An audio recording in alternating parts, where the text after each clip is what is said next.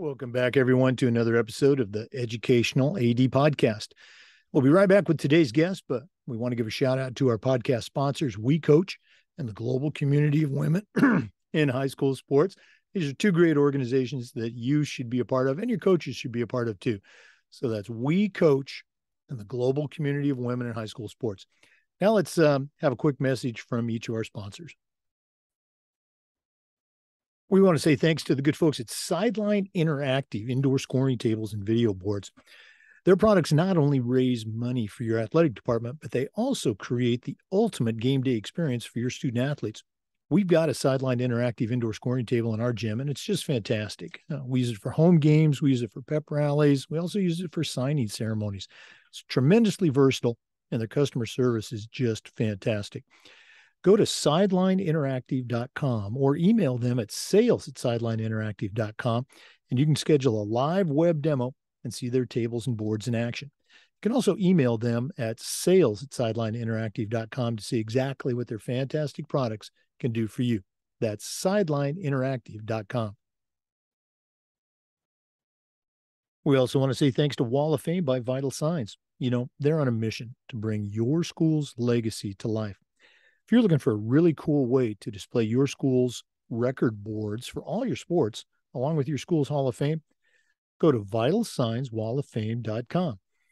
They've got a tremendous number of interactive touchscreen consoles and a library of templates that'll help you recognize the athletic achievements of your students, both past and present. Go to vitalsignswalloffame.com and let them help you showcase your school's diverse history and your proudest moments. You can also email them at sales@vitalsignswalloffame.com. That's sales@vitalsignswalloffame.com. We also want to thank Final Forms, the industry leader in forms and registration, but there's so much more than that. Final Forms can help your stakeholders with things like mobile accessibility. They've got reminders for parents about policies, about physicals, and all the forms that come when you have an athlete in the house. Final Forms can also help your coaches with things like attendance and communication. And for athletic directors, Final Forms can help you with eligibility, with rosters, and all the reports that come across your desk. You know, it's time that you talk to a team that's walked in your shoes. To take the next steps, go to finalforms.com/Jake. That's finalforms.com/Jake to get started with Final Forms. We also want to say thanks to Gipper. Go to Gipper.com and see how athletic directors are creating world-class content for their school's social media channels. You can do it in seconds on any device, and you don't need any design experience. Go to Gipper.com, tell them you heard about it on the podcast, and mention the podcast code ADPOD10 and get 10% off. That's Gipper.com. Create custom branded content for your school's social media channel. We want to thank Hometown Ticketing, the leading digital ticketing provider to schools and colleges. Go to hometownticketing.com. They're going to show you how to set up and sell your tickets online. They'll show you how to scan the attendees that come to your games and collect your revenue. And every step of the way, you're going to have a dedicated client success manager that's providing hands-on support. That's every step of the way. Go to hometownticketing.com and they'll show you how to set up and sell tickets for things like school dances, school plays, concerts, even graduation. That's hometownticketing.com. Simple and easy online ticketing. We also want to say thanks to Huddle. Go to huddle.com. Huddle is how the world sees sports, and over 200,000 teams use Huddle to help their athletes play better. As a football coach, I used Huddle for years, but as an athletic director, we were a Huddle school. And our coaches just love the mobile apps. They love the smart cameras. Of course, they love the analytics, but there's so much more. Huddle is also built for every level of play, from high school, college, all the way down to club and youth programs. Huddle provides a complete professional-grade solution to your video and analytics challenges. We believe in sports, and teams believe in Huddle. Join the 6 million users and go to huddle.com to turn your school into a Huddle school. That's huddle.com. We also want to say thanks to Snap Raise. Go to snapraise.com or go to their primary website onsnap.com and check out all the things that Snap can do for you. From a fundraising standpoint, Snap Raise is just fantastic. Our coaches used it at my school, and it was just great. As an athletic director, I knew what was going on, but I wasn't involved. There's no upfront cost. Your data's secure. They even have a platform where you can get your money before you actually start your fundraiser. Choosing the best fundraiser is critical, and you can put the SnapRaise digital difference to work for your school. Like I said, it's easy, it's safe, and it works. Go to snapraise.com and check out the thousands and thousands of dollars that they have helped schools just like yours raise using SnapRaise. Change your fundraising game plan and start a fundraiser that works for you. Go to snapraise.com to get started. And we want to thank Athletic Surveys by Lifetrack. Athletic Surveys by Lifetrack are a quick, easy, and affordable way for you to collect comprehensive data that allows you to evaluate and improve your entire athletic program. At my school, we use surveys for just about everything, for teachers, for coaches, for kids, even for parents. And the information that came back was almost always over the top positive, and it'll be the same for you too. But the surveys also allowed that squeaky wheel parent to vent a little bit. And sometimes they'd share a small issue that you could address and keep it from turning into a big issue because you didn't know about it because you hadn't done a survey. Go to athleticsurveys.com or email them at info@athleticsurveys.com to get started. If you've never used a survey to take the pulse of your parents or your student athletes, you're really missing out. Talk to the folks at athleticsurveys.com and let them help you take your athletic program from good to great. Ready. Hey, welcome back, everyone, to another episode of the Educational AD Podcast. We're staying right here in Florida today, and we've got a really cool guest I know you're going to enjoy. We're going to be visiting with Tara Gibson. Tara is the CEO of a company called All Black. They're a consulting, coaching, and community engagement organization. She's going to share a little bit more about that. She's also at Eastern Florida State College right here in Florida. And so I'm excited to hear about everything she's going to share today. So for our listeners, Tara Gibson, welcome to the Educational AD Podcast. Awesome. Thank you so much for having me, Jake. It's an honor to be here. Thank you. Oh, well, we were talking before the show. You and I connected through a mutual friend, Misty Buck, down in the Miami area, a branding expert. And I agree with her assessment that you would be a great guest. So let's go and jump right in. We always like to let our listeners have a chance to get to know our guests. So give us that quick bio, where you were born, where you grew up, and, maybe how you got into this world of athletics. Sure, my pleasure to do so. And yes, shout out to Coach Misty Buck. Love her. So I'm originally from Brunswick, Georgia. I grew up there for till about middle elementary school, and then my mom moved us down to Central Florida area.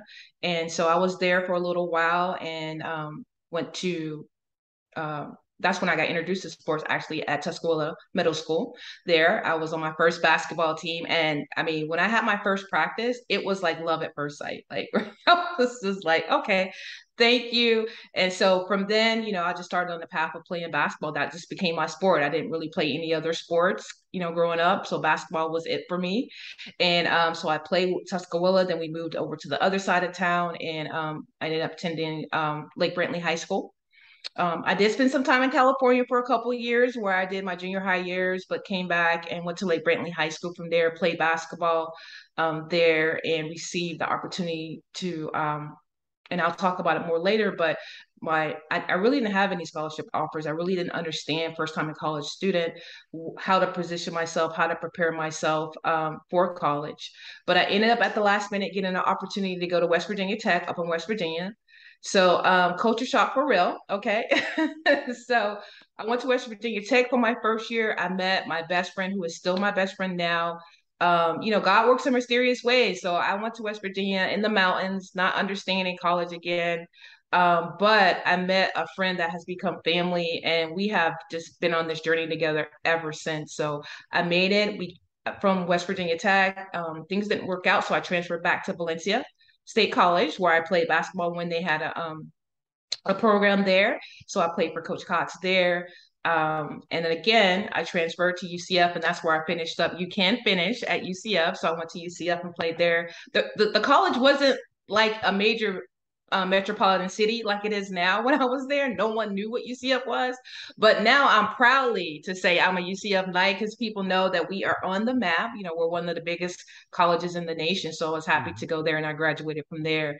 Honestly, Jake, when I graduated, I didn't know what I was going to do. I thought in my mind, you know, I went to school as a real jock, thinking like I'm going to be playing basketball as a professional, this and that. Not sure why I thought that because women's basketball wasn't, you know, we didn't have the WNBA, but I thought maybe go overseas and things of that sort. So when I got finished playing ball, I was lost. I didn't know what to do, whatever. And luckily, again, me and my best friend, you know, we just kind of figured out.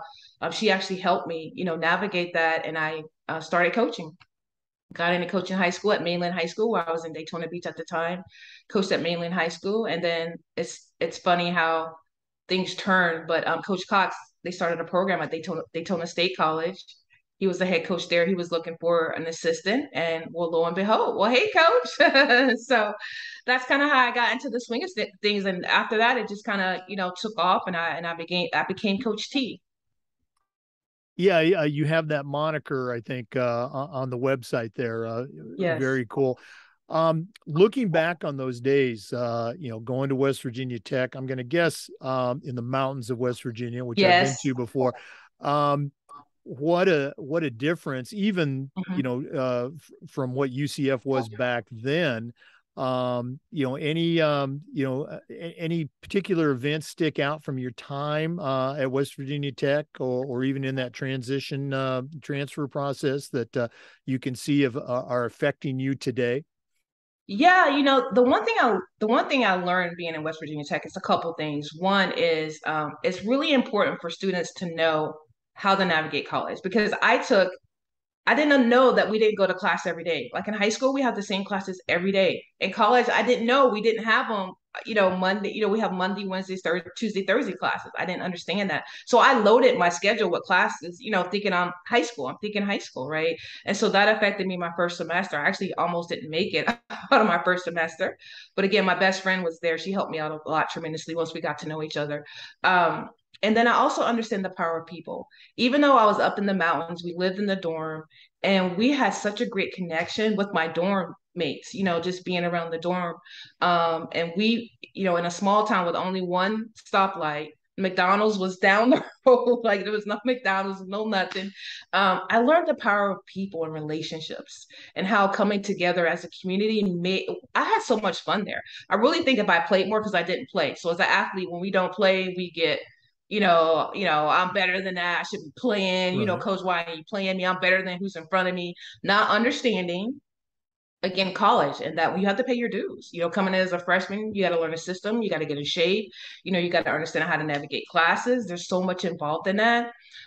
So looking back now as mature adult, I can say that, but at the time as a young immature person, I didn't understand that, so that would cause me to transfer. But I think if I was playing more, both me and my best friend now, we would have stayed, because it wasn't a bad place because the people made it great. The people made it great. So again, those are the kind of two things that I really, really took from that experience. And we were Right. actually 18-0 that season. I mean, we had a great team. It was a great experience, Jake. It's just I wasn't playing. So, Right. it's just so weird. You're part of a championship team, but when you're not playing, it really messes with your mind if you don't understand how to navigate that. No, and again, that's one of the challenges that coaches face all the time. Let's go and Mhm. talk a little bit about that. In the in your career, obviously you're more on the front end, not like me on the back end, but as a young coach, as a newer coach, how was that? How did you navigate that landscape, which can really be a pitfall for young coaches or young ADs of saying, okay, I'm no longer let's say college. I'm no longer a 20-year-old college senior. I'm a 22-year-old college coach. Right. How did you navigate that? Yeah, and so it really was for me, it was a lifesaver because I was able because I wanted to continue to play. I did pursuing playing. I went to a couple WNBA trials when that league hosted. I was trying to get overseas, and those things wasn't working. I didn't realize as a 5'4" point guard, slender in size, that I wasn't the pick of the bunch. If people aren't going to be rushing to get to me, it took me a while for that to hit home. But once it hit home, I understand that I could still be in the game that I love, but just in a different dynamic, right? And again, I saw that Dr. Flynn, he was talking about having mentors and stuff like that around you, which I didn't have, which it didn't help. It didn't allow me to understand that there's more to basketball than just playing, right? But once I grasped that and I started coaching, and then I realized how I can play through my players by help coaching them and building them up and getting their skill level ready and understanding how to translate the game as a player now to a coach. Because as a coach, you see things totally different. As a player, like as a player, you think it's just, I want to play, I want to do that. But as a coach, I'm like, wow, there's so much more to this game, and understanding how to put pieces together, how to deal with the different personalities, players and parents and things of that sort. Um, so as it became like, as the light bulb went off, it helped me tremendously because I was able to now translate of the life of being a coach and to talk to the player like I didn't have, and tell them, okay, you just see you want to play, but let me tell you everything the coach is processing and what they have to deal with in regards to putting you on the court. There's a lot to go into that than saying, hey, sub in, you know what I'm saying? So being able to be that the liaison, with the players was really helpful. Being able to be right, from playing transitioning to a coach, I had a lot of respect because a lot of coaches that I work for were older, obviously, and they felt like, oh, they're not in touch, they don't understand. But me being able to kind of soften that, I think helped out tremendously. Oh no, absolutely. And again, Mhm. those that go into coaching, you're absolutely right. They see the game differently, and probably as Yes. players, at some point they begin to see that game differently too. Thanks, Right. thanks for sharing that. For sure. For our listeners, our guest today is Tara Gibson. She's the CEO of All Black. We're going to hear a little bit more about that later in the podcast. Also, a coach. Let's take our first break. This is the Educational AD Podcast. Please stay with us. We'll be back with some more. We want to say thanks to Final Forms for their support of the podcast. Final Forms is the industry leader in registration, but they're more than that. Final Forms can help your stakeholders with things like mobile accessibility. They've got reminders for parents about policies, about physicals, and all the forms that come when you have an athlete in the house. Final Forms can also help your coaches with things like communication and attendance. And for athletic directors, Final Forms can help with eligibility, with rosters, and all the reports that come across your desk. It's time that you talk to a team that's walked in your shoes. To take the next steps, go to finalforms.com/Jake. That's finalforms.com/Jake to get started with Final Forms. We also want to say thanks to Gipper. Go to Gipper.com and see how athletic directors and coaches are creating world-class marketing content for their school social media channels. You can do it in seconds on any device, and you don't need any design experience. It's so easy, even I can do it. Go to Gipper.com, use the podcast code ADPOD10 and get 10% off. That's Gipper.com. Start creating custom branded content for your school's social media channel. Gipper.com. Welcome back, everyone, to the Educational AD Podcast. Our guest today is Tara Gibson. She's a coach, she's a CEO, and she's going to be sharing with us. But Tara, we talked during the break about mentors. None of us get to where we're at on our own. So who are some of the people that have helped you out? The expression I like to use is, I still hear those voices in my head. So do you have any voices that you hear? It's funny you asked this because of course I did a little homework. I was watching some of your previous podcasts and I saw this question come up and I was like, hmm, who was a mentor to this hard-headed, stubborn kid that didn't listen, that wasn't the best teammate in high school? Who mentored me? So I have to say, thinking about, back, coming up even to now, it started off that, of course, my mom, we talk about, our home and stuff like that. My mom was my best mentor. She was always there for me, supportive, single parent, stuff like that. So I have to give shout out to moms because that's my heart. But moving outside of that, I had my first real mentor when I was in high school. Nancy, she would come a few times a month to come pick me up. We'd go have breakfast and stuff like that. And she would just listen and you know talk to me and encourage me and stuff. And that was just like a personal mentor, someone that you know I could just spend some time with, and that meant the world to me. We're still connected today. So Nancy is just truly a great, sweet spirit, and she's always just supported me throughout my life. We did lose contact for a little bit, but because of social media and things of that sort, we're able now to stay more so in contact. And then a real mentor with me in my career, just becoming a better person, has been my best friend. She's actually the head coach at Embry-Riddle Aeronautical University for women's basketball, Coach Lisa Wilson. And you know, that's the person I met in West Virginia. And it's so funny how we met because in high school, we played at rival high schools. She played at Lake Howell High School. I was at Lake Brantley High School, and I'm sure she's blocked a couple of my shots because she's 6 feet, and you know, you know, so I know she has blocked. So, but I really didn't know her at that point in time, and we really didn't meet and have that great bond until we got to college. And ever since then, she's just helped me grow, become a better student, become a better person. Because, like I said, I wasn't the best teammate and anything like that. And even today, she helps me become a better coach. I mean, we're always sharing ideas. She's gone on to coach at University of Alabama. She's had some great coaching stints at Georgia Southern, and we also coached together at Seminole State College. I was her assistant coach before she left to go to Alabama. When she left, I took over as the head coach there. So we just been great. I'm Rocco. Her son is my godson, and so we're really a close knit person. But she's also one of those people that keeps it straight, no chaser. Like she will tell me, she will get my stuff and tell me, T, you're wrong for this. You know what I mean? Like, T, you're wrong for this. You need to do better. And you just need those kind of people in my life. But she'll also tell me when I'm doing good, right? And she'll also encourage me when I'm afraid and afraid to step out and do certain things, or I'm questioning my gift. So she's just been a constant in my life. And then when I think about other people, I remember Dr. Flynn, he talked about micro mentors, right? I'm still in that too, Jake. I'm still in that too, micro mentors.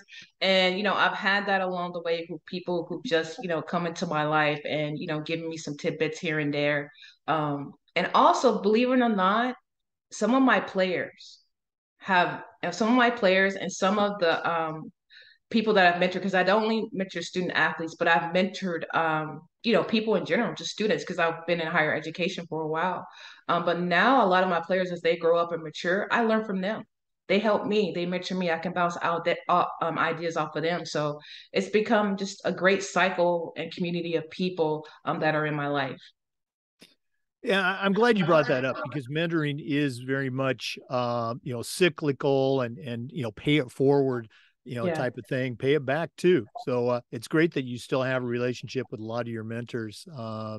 Again, our regular listeners hear me say this all the time. I just love to hear those stories. I just think it's so cool. Yeah. Let's go and talk a little bit, or I'm going to let you talk a little bit Okay. about your organization. Mm-hmm. One thing that we're proud of, the sound that you hear now is me patting myself on the back. One thing that we're proud of is in our 400 plus interviews, half of those have featured women. And, here we have, a woman who's a coach, a CEO. Let's talk about that CEO experience. Yeah. Share with our listeners a little bit about All Black. Awesome. I'd love to. So All Black is my baby. I have, like I said, I've been coaching, and I say coaching on the court, but coaching off the court as well. And I coach people of all ages. And so All Black, I just put an LLC on it. I put a nonprofit on it, because we have an LLC and a nonprofit division as well. And so that's just accumulation of my life's work right there. And so I was like, you know what? I'm confident in my skill set. I'm confident in the results that I've had because I see people that I've touched and how well they're doing, and how they're reciprocating, that touch to other people's, paying it forward, like you just mentioned. And I was like, okay, well, I want to challenge myself now rather than just mentoring just people one on one or, teams and stuff like that. I want to mentor communities.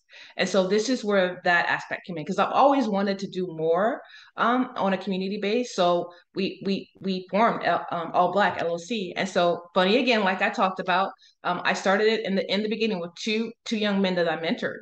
I was at Bethune-Cookman University there, and I was in the freshman department. We were charged with retention because retention in African American males at the college level is very low. And so we created a program called Made Men, which garnered national attention.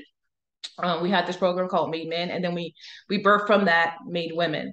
And so these Made Men, excuse me, we kind of mentored them, and now they're all grown up now. And so they're doing really well, so much so that I decided to go into business with them. And so when I talk about, people that I've mentored are now mentoring me, that's kind of where that aspect of, but now it's just me and Desmond Washington. He's my chief operating officer. He's with me, and we just been grinding it out. So it's really been a great experience. And what we want to do, Jake, this was really birthed from the fact that I have, and I'm sure you have too. I've had parents come up to me and say, "Will you talk to Johnny?" Because when I talk to him and I tell him the same exact thing, he doesn't listen. But when you come and you say, "Oh my gosh," it's like, splitting the Red Sea. It's like light bulb goes off, and that impact is made. And I realized that too, that the power of our platform that we have to make change, not only within the lives that we touch on a daily basis, but within our community. And so I want to use that platform of All Black to reach out to underserved communities, particularly, but we service everybody, but to reach out to underserved communities, and to use our platform to encourage people to live healthier lives, to help people level up. A lot of people want to do better, they just don't know how to do better. And so that's kind of when you hear that coaching, consulting, and community engagement for change. That's kind of what we want to change the negative narrative of our communities, so that they can level up and live healthier in their lives. Yeah. Again, I've been on your website, and Mm-hmm. the some of the clients that you have worked with, you got listed there. You're Yeah. very active. Um, Yes. Speak to that cynical athletic director now who's listening, and why should they reach out and get involved? What can your organization help them do a better job with? Glad you asked that, because what we're working on now, working with NFL player JT Hassel, he's one of our first professional athlete clients that we have, and we're continuing to add more because we feel like our athletes come out of our neighborhoods, right? They come out of these disproportionate neighborhoods, and they are able to do well, and a lot of them do come back to the communities, but sometimes they come back and they just give away turkeys and toys, right? And we feel like sometimes that's pacifying poverty. And so we like, hey, you have this great platform. And granted, you might have the fame and not the fortune, but with the power of your platform, we can do so much more to impact our communities to be better, right? And so we try to say, hey, use your platform to transform. And a lot of times they're busy, they don't have time, and they don't know how. So that's where we come in. So I brought that up to say that we're working with JT Housel to create a club for student athletes who are in high school, where we can offer, and we want to do it statewide. We want to start off statewide or even in our local area. It just depends. If we start off with what you call it, the a small cohort first. We want to offer a mentoring program. It's actually going to be a club where kids can join the club, right? Who are student athletes, where we can provide for them because with that NIL stuff now available, it's about to get crazy, Jake. It's about to get crazy. We want to do something for parents too, because parents are going to be starting getting crazy. As you know, it's going to be because of the money. When you put money on something, the pressure intensifies, right? And so, how do we navigate that? How do we keep the joy of sports so kids don't get burnt out, kids don't get overwhelmed? Because, granted, there's more money tied to it, but they're still kids. They're still growing and maturing, right? So, we don't want to break them trying to chase the bag. And so, I feel like it's important. So, we're in the process of developing a club membership where student athletes can join so that we can help prepare them as they transition through high school to prepare for college and any NIL stuff that they may um, be lucky to have.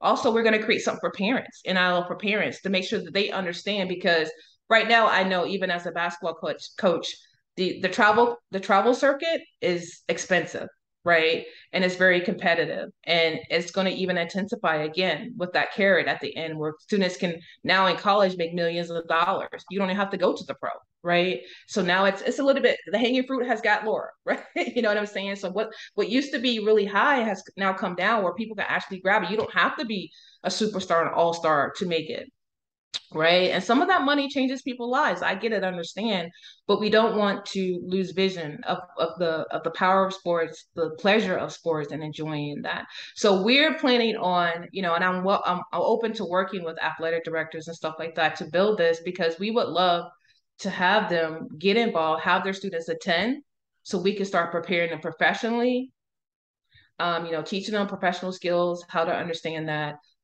Having athletes come back, college athletes, talk to them about their experiences. Professional athletes, they'll have, time like we're doing right now in a club setting. Well, they'll be able to ask questions to these pros, ask questions to these college athletes about their experiences. Because I know I didn't have that, not just going to college, period. I didn't have and know what to expect and making that transition. So we want to provide a platform where they can come together and have exposure to these professionals and college athletes. Yeah, great stuff. Now we'll do this at the end of the podcast too, but if one of our listeners wanted to reach out, pick your brain a little bit more or find out more about the organization, what's the best way that they can get in touch with you?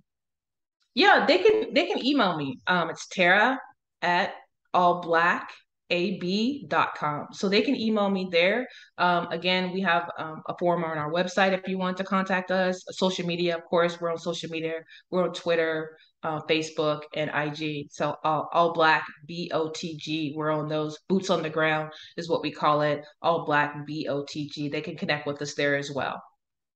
All right, great stuff. Tara Gibson with All Black. We're going to take another break, but we'll be back with some more. Please stay with us. This is the Educational AD Podcast. We also want to say thanks to Wall of Fame by Vital Signs. They're on a mission to bring your school's legacy to life. If you're looking for a really cool way to display your school's record boards and your school's Hall of Fame, go to vitalsignswalloffame.com. They've got a library of interactive video consoles and templates to help recognize the athletic achievements of your students, both past and present. Go to vitalsignswalloffame.com. Let them help you showcase your school's history and your proudest moments. That's vitalsignswalloffame.com. You can also email them at sales@vitalsignswalloffame.com to get started. We also want to thank Hometown Ticketing, the leading digital ticketing provider to schools and colleges. Go to hometownticketing.com. They're going to show you how to set up and sell your tickets online. They'll show you how to scan the attendees that come to your games and collect your revenue. And every step of the way, you're going to have a dedicated client success manager that's providing hands-on support. That's every step of the way. Go to hometownticketing.com. They'll also show you how to set up and sell tickets for things like school dances, school plays, concerts, even graduation. Go to hometownticketing.com. Simple and easy online ticketing at hometownticketing.com. No problem. Welcome back, everyone, to the Educational AD Podcast. Our guest today is Tara Gibson. She's a coach. She's a CEO.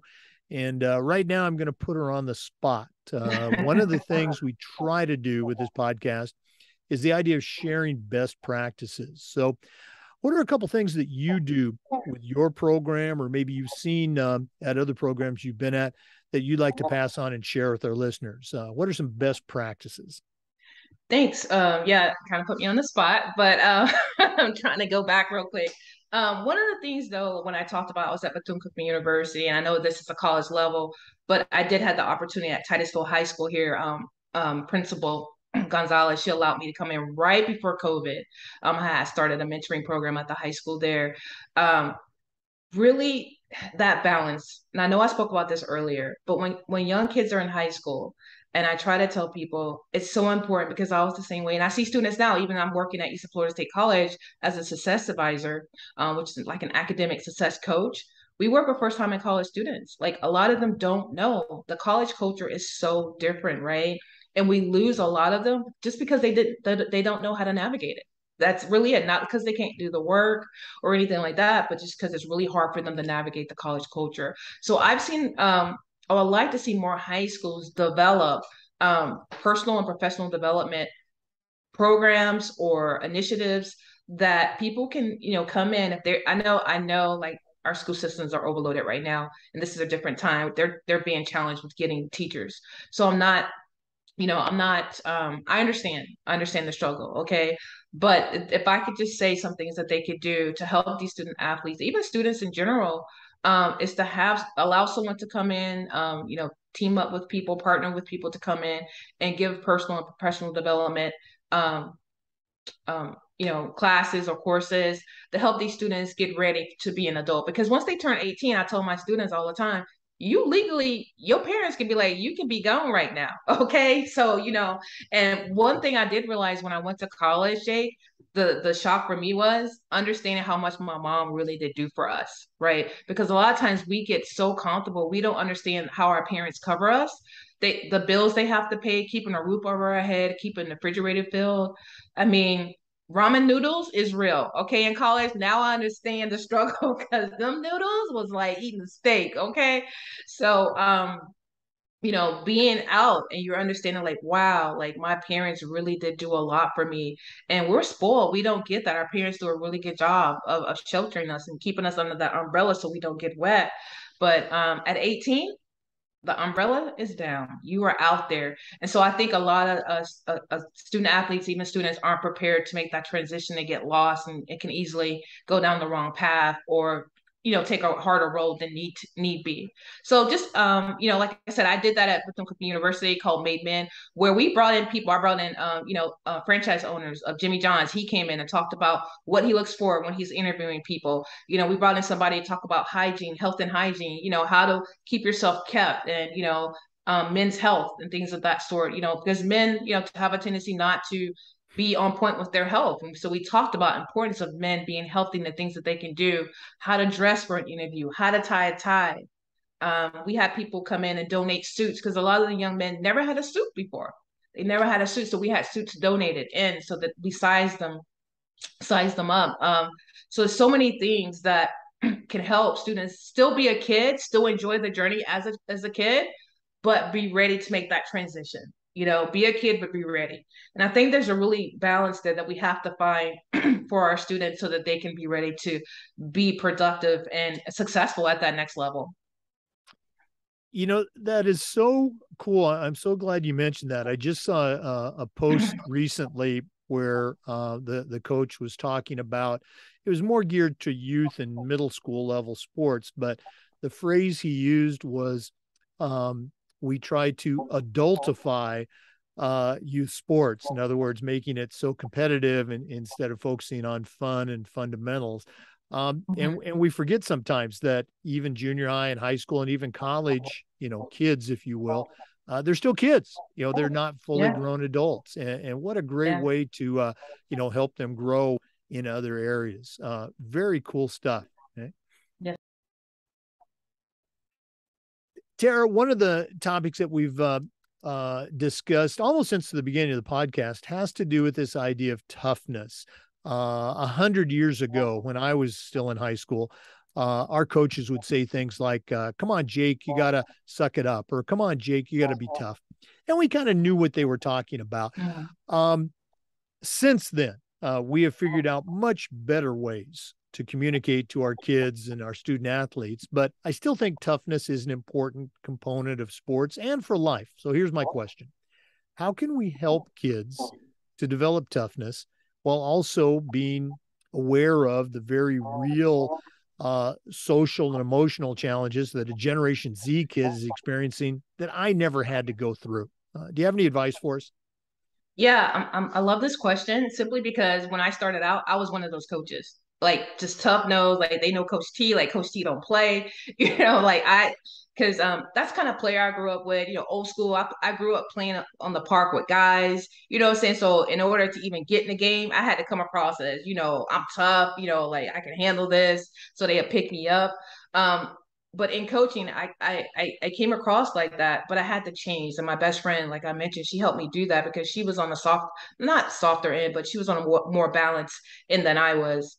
And so when we're talking about that toughness, I think when you hear about great players and players that excel in their sport, they got that dog in them, right? Like the LeBron James, the Kobe Bryants, like them cats, they coming for your head, right? So you better watch out. That's that dog that fighting them. Even certain players that we had on the court, we had a post player that was undersized.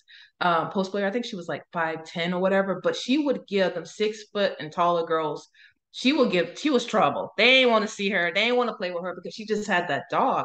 And I think a lot of that when we talk about growing up in different environments and cultures, um, I noticed that students that struggled growing up, they had to fight for what they wanted. They had to fight to eat. They had to fight to get to school.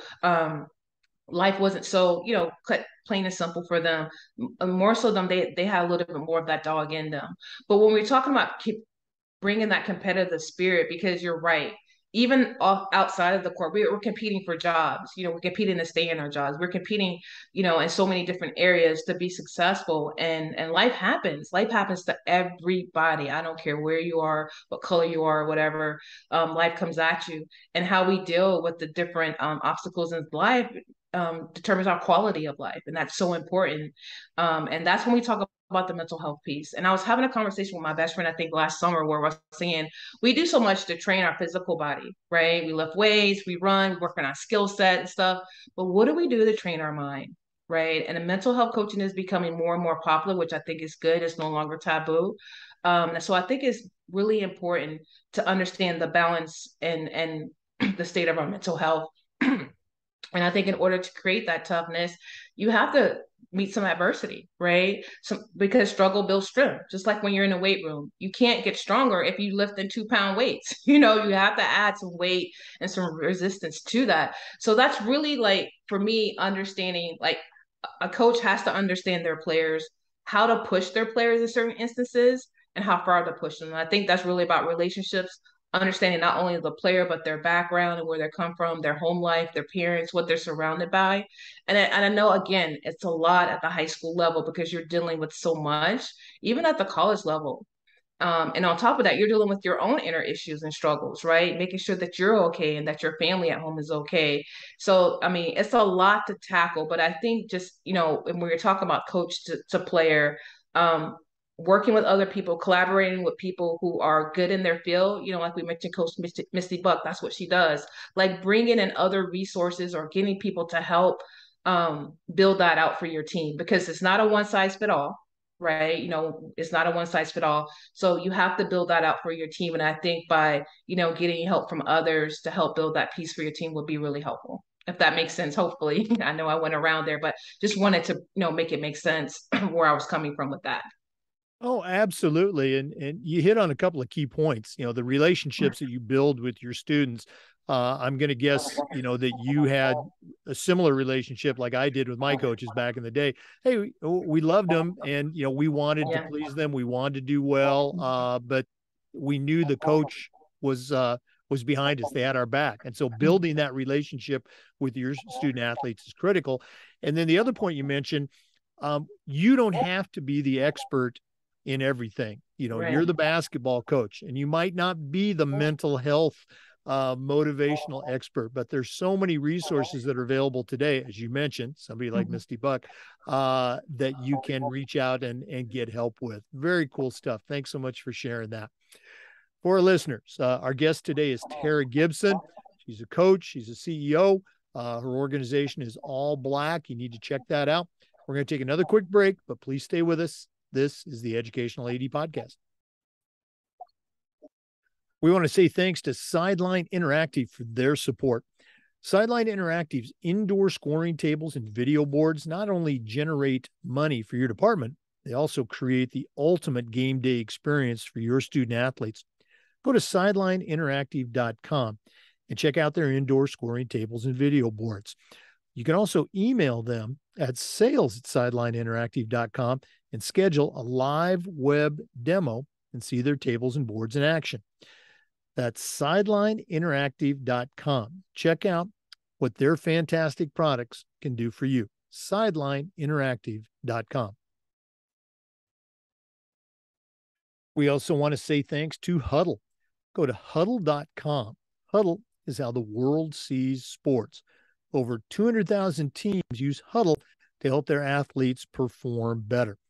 As a football coach, I used Huddle for years. And as an athletic director, our school was a Huddle school. And our coaches just loved the smart cameras, the mobile apps. Of course, they love the analytics, but there's so much more. Go to huddle.com, whether you're a high school coach, club coach, or even a youth coach, and they can help your athletes perform better. That's huddle.com. We believe in sports, and teams believe in Huddle. Go to huddle.com and find out how your school can become a Huddle school. Welcome back, everyone, to the Educational AD Podcast. Our guest again is Tara Gibson. She's a coach, she's a CEO. And right now, Tara, one of our, again, longtime questions has to do with this idea of doing a better job of being socially aware. And we've already talked, it's a big umbrella, but for an athletic director, for a coach, how can we do a better job for our kids, our coaches, our community of being socially aware? Well, I love this question, and I know I keep saying that, but you have some really great questions that align with me and who I am. And this question is really important to me because one, being a African American woman, right, and the struggles that we deal with. I went to Lake Brantley High School, which is a predominantly white school, and I learned a lot from there. But then I also learned some good things and some bad things that I carry with me today. But I feel like as an athletic director, you're the head, you're the leader, and I think you set the tempo, you set the tone, right? And so for me, in regards to athletics, I think that's where you see the most diversified parts of a school. Even though Lake Brantley High School was predominantly white, um, on those football teams, on the basketball teams, that's where you saw a mixture of different cultures, races and things of that sort. And I think for people to lead in that particular, as an athletic director, it's so important for you to always keep an open mind. I think it's so important for you to always listen and learn and spend time with people to understand because cultures are different. Like it really is. And there's nothing wrong with it, but I think they can be misunderstood when you don't know and spend time with people, right? To hear, well, why do you, and be okay with asking some questions, if it's coming from a good place to understand, because I had people ask me, Tara, is it okay for me to touch your hair? And a lot of times some people get offended by it.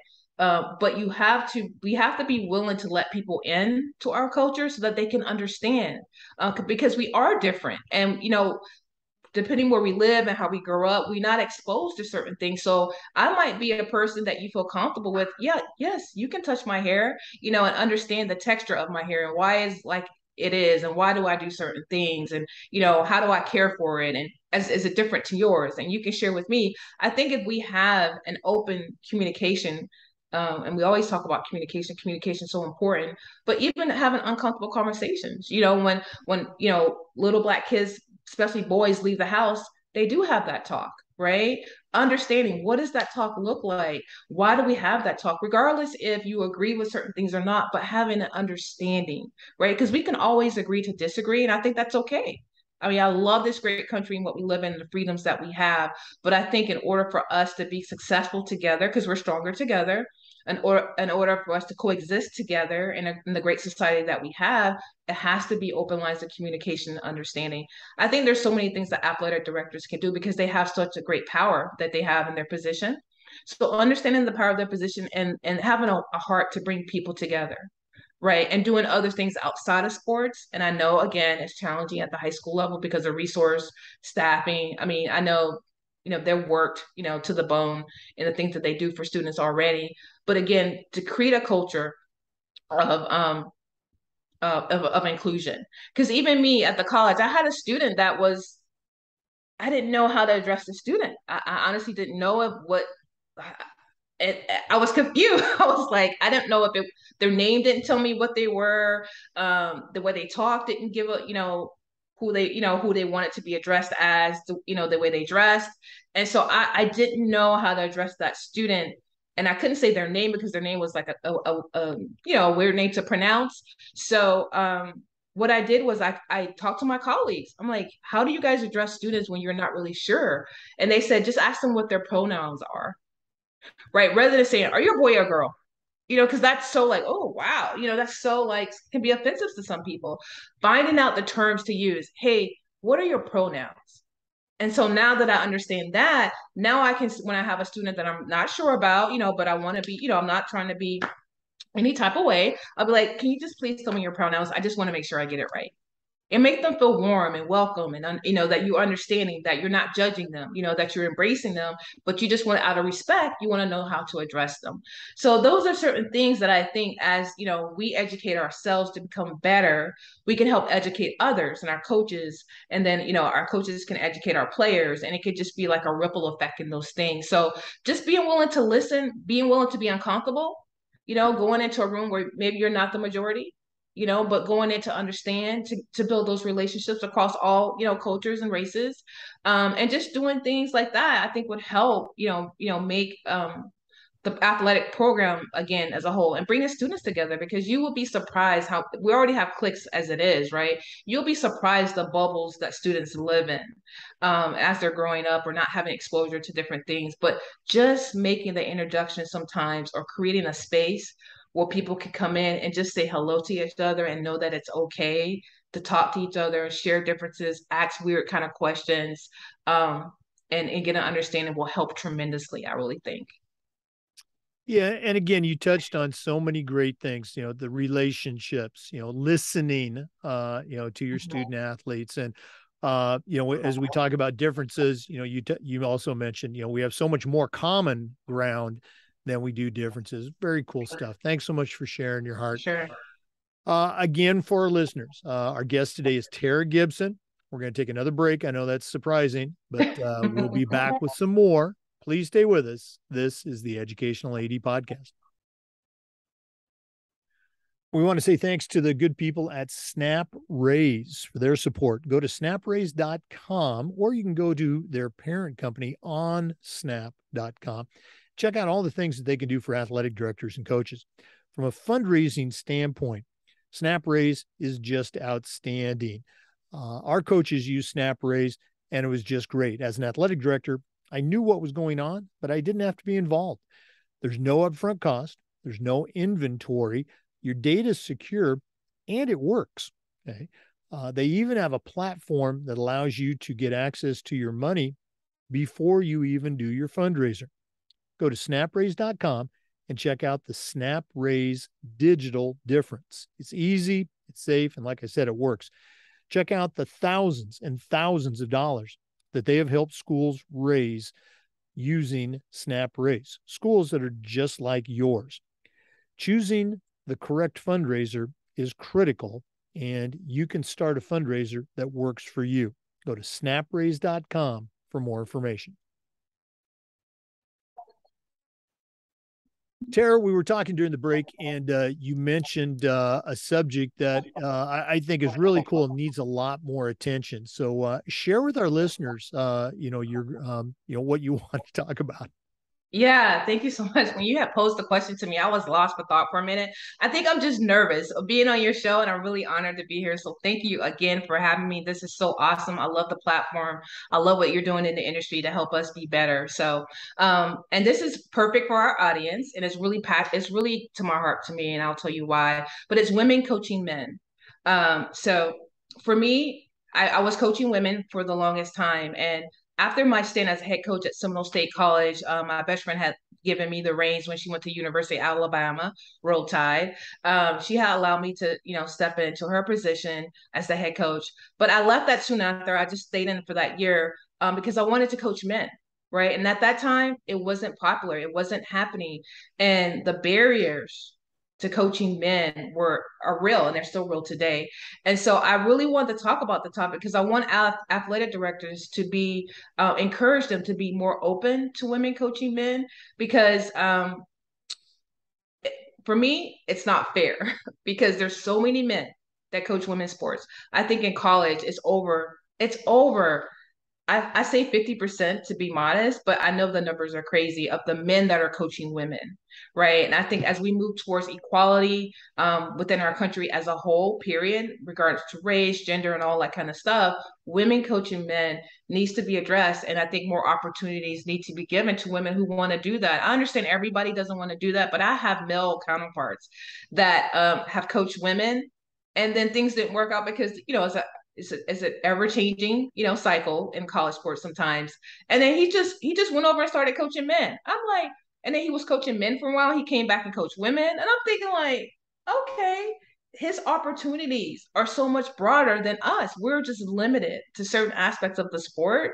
And for me, it takes away. So I started on this journey and I have been just, grinding, 10 toes down to, create an opportunity for women coaching men. And I have to say, again, it goes back to what I said earlier in the broadcast that our players, you never know.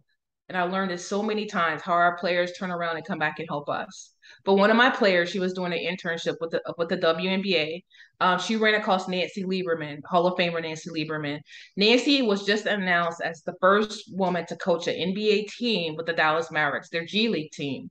And so she ran into Nancy and she was talking to Nancy. And she's like, Nancy's looking for a staff. And she's like, my coach, Tara, Coach T, she wants to coach men.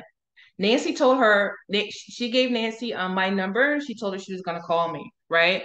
Again, I was so excited. I wasn't sure, but she said Nancy's going to call me. Well, Nancy called me. And long story short, I was able to secure the position and I was on her staff with the Dallas Mavericks G League team, the Texas Legends. And I was on her staff with a couple other guys because the NBA staffs are, pretty elaborate, but I was on her staff. So that was my greatest accomplishment, having the opportunity to coach men at the highest level. We had a couple former first round draft picks on that team. We were the first expansion team to make a playoff run. We did so many great things there down in Dallas, and it was such a great experience. And from that, I have been continued to want to coach men. I've had opportunities to coach women, and I did a little bit more, but I'm really stuck on because every time I tell people I want to coach men, they're like, "Oh, why don't you coach in the WNBA? Or why don't you?" Everybody tries, "Why don't you coach, girls here or coach women here, college here?" But I've really been committed to my stance of working in the male dominated profession of athletics. So also too, that's part of the reason why I started All Black because I'm like, you know what? If y'all not gonna let me in, I'm gonna blaze a path for myself. So I've had the opportunity to work with a couple pro athletes. A Miami Dolphins player, like I said, JT Haskell, which is my guy. We're getting ready to do some work with Drew Gooden. He's a former NBA player. We're getting ready to do some work with him. He's actually out of Orlando area. So we're really excited. So I'm like, okay, well, y'all won't let me work with men with y'all. I'm gonna work with men on my own. So I just really enjoy it. I grew up on it. It's something that I love to do. I feel like I'm gifted enough. I understand the game, understanding how to coach at a high level.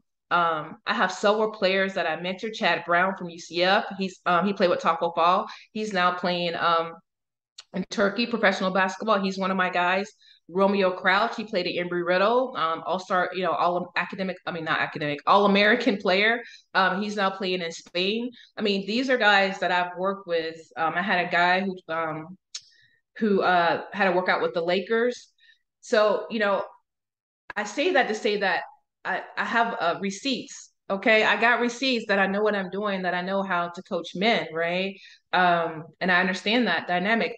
Again, as a coach, humbly, I'm always learning, I'm always getting better. But I'm just throwing out those receipts to let people know that women can do it. Like we have the aptitude to do it and adjust to the men's game, just as well as men coaching women. So I think giving us that fair opportunity to coach men would be a tremendous help and change, be a change agent in our sports industry. No, absolutely, and it's those experiences like yours, which again, I'm so many connections that you mentioned. They start with that initial, just a hello, and I don't want to say a random, but just getting out of your own shell and introducing yourself. Hey, can I talk to you for a second? The success that you had there with the G League. I mean, of course, Becky Hammond and Yes. Las Vegas Aces. I mean, all of those things continue to blaze the trail, open the door, kick the door down, whatever expression you want to use. Great, Mm-hmm. great stuff. Very cool. I'm going to be following your career. Tara, this has been really cool getting to know you and spending some time with you, but we're not done yet. Okay. We always wrap up with the athletic director's toolbox. Now, you're not an athletic director, but you certainly know your way around the world of athletics. So we're going to take a quick break. We're going to hear from Athletic Surveys, who sponsor the Athletic Director Toolbox segment. And when we come back, we're going to find out what Tara Gibson is going to put into her new athletic director toolbox. Please stay with us. This is the Educational AD Podcast. We want to say thanks to Athletic Surveys for sponsoring the AD Toolbox segment of the podcast. Athletic Surveys by Lifetrack are a quick, easy, and affordable way for you to collect comprehensive data that allows you to evaluate and improve your entire athletic program. At my schools, we use surveys for just about everything, for teachers, for coaches, for kids, and for parents. And the information that came back on these surveys was almost always over the top positive, and it'll be the same for you. But the surveys also allows that squeaky wheel parent to vent a little bit. And sometimes they would share a small issue that you could address and keep it from turning into a big issue because you didn't know about it, because you hadn't done a survey. Talk to the folks at Athletic Surveys by Lifetrack. Go to athleticsurveys.com or email them at info@athleticsurveys.com to get started. If you've never used a survey to take the pulse of your parents or your student athletes, you're really missing out. Go to athleticsurveys.com and let them help you take your athletic program from good to great. Well, it's that time of the podcast. We've been visiting with Tara Gibson, very successful coach, also CEO of an organization called All Black, which you really need to check out. But Tara, now's the time where I'm going to challenge you to send out a brand new athletic director, or we could say a brand new coach, on their very first job. But I'm only going to let you put 3 things in their toolbox. What 3 items are going to go into Tara Gibson's new athletic director toolbox? Ooh, okay. This is tough. Okay, this is tough because, like you said, it could be so much. So, the top 3 things I would put, okay, I guess number one would be mental health, right? Make sure that you understand who you are, right? How your mental health is and your mental health care. Work-life balance is so important. I know in some instances it's hard in the positions that we are because we're always usually on 24/7, right? Because we just want to serve, we love service.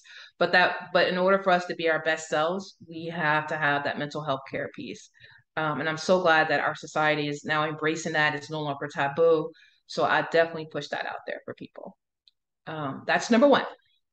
Number two would be, um, I'm sure it's common, but be open to different. Be open to learning, like I said before, different people, different cultures. Um, be okay with having a diverse staff. See the power in diversity with your staff, with your players. See the power in that um, and embrace that. So learn how to embrace that on your own, not only on the court, but off the court and even in your daily life. Because I think if you add that piece to your daily life, it's organic. It's organic. And these people and even kids nowadays, they know the difference between fake and organic, right? And I think lastly, I would say is be consistent. I mean, be who you are, because again, the student athletes are so impressionable. Um, you know, there's a difference between showing favoritism and being fair, right? Because you have to address each student accordingly because everybody doesn't respond to the same thing. You may have a student you can get in their grill and get hard on them and, push them to the edge and they'll respond to that. Or you may have a student that if you did that to them, you would break them. So a lot of times students, even, younger, they don't understand, well, you're harder on me than you're on them, but everybody responds to things differently. But I said you have to know who you are and stand on that and be who you are consistently. Don't change. Know who your core values are, what you stand for, and then live on those, right? Reflect those in everything that you do. I think that's so important. So I'm just speaking to the person, I guess, in regards to taking, because a lot of times you get pressure from parents, pressure from parents, teachers, so much comes at you. If you are not ready, you will be pulled in so many different directions. You will lose who you are, right? And lose the purpose. Coach Dan said something so important on his talk was about legacy. Understanding the legacy that you want to leave and you want to build, and let that be your anchor. Always let that be your anchor and hold on to that as you go out. So I think I said mental health, open, right, to being diversity and stuff, and then really just knowing who you are, your core values, and standing on that, and not leaving that, not wavering in that. And people respect that because they gonna come for you. The parents, hey, they gonna come for you. But when you stand and know who you are, you don't have to be any type of way. You can be who you are, and you can address them accordingly, and everybody will respect you in that. So they might not like you, but they will respect you like that. So No, absolutely. All of those great tools. And again, very consistent with what you shared with us during the interview today. Thanks so much for being on. And for sure. again, if one of our listeners wants to reach out, pick your brain a little bit, find out a little bit more about the organization, what's the best way that they can get a hold of you? Definitely, they can reach me by email, and that's Tara Tara at allblackab.com. So Tara at allblackab, A is in apple, B is in boy.com. So Tara Gibson, All Black, and Eastern Florida State College. Thanks yeah. so much for sharing, and all the best moving forward with the season. Thank you, Jake. It's a pleasure to be here. Oh, definitely our pleasure. For our listeners, remember the Zoom recordings of all of these interviews get uploaded to the Educational AD Podcast YouTube channel. We appreciate you listening today. Come back next time for another episode of the Educational AD Podcast. Hey, thanks again for listening to the Educational AD Podcast. Hope you've enjoyed the interview. If you got suggestions for guests, or if you'd like to be a guest, shoot me an email. That's jakestouchdown@gmail.com. Jake's Touchdown is also my Twitter handle. Before we go, we want to say thanks to our podcast partners, We Coach, and the global community of women in high school sports. Hope everybody has a great day. We'll see you next time on the Educational AD Podcast.